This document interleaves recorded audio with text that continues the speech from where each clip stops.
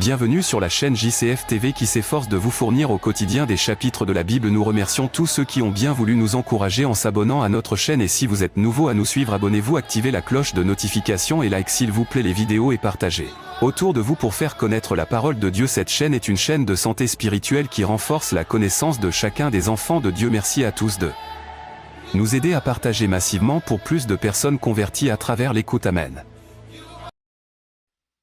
Le Deutéronome, chapitre 30.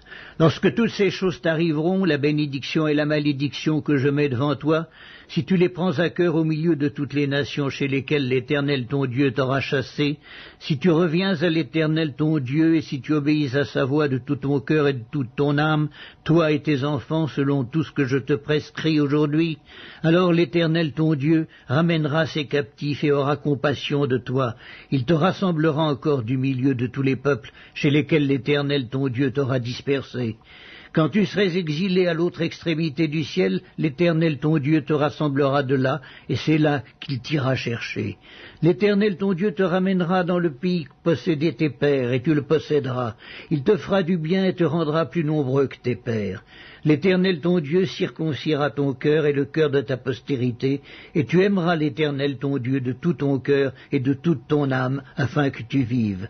L'Éternel ton Dieu fera tomber toutes ces malédictions sur tes ennemis, sur ceux qui t'auront haï et persécuté. Et toi tu reviendras à l'Éternel, tu obéiras à sa voix, et tu mettras en pratique tous ces commandements que je te prescris aujourd'hui.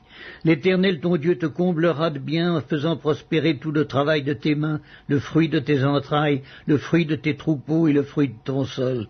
Car l'Éternel prendra de nouveau plaisir à ton bonheur, comme il prenait plaisir à celui de tes pères.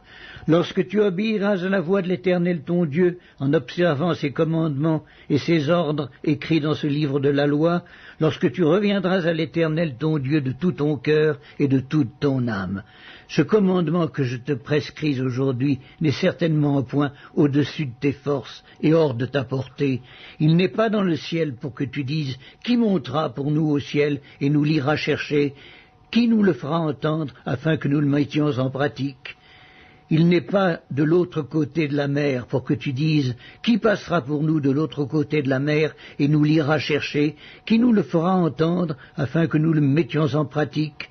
C'est une chose au contraire qui est tout près de toi, dans ta bouche et dans ton cœur, afin que tu la mettes en pratique.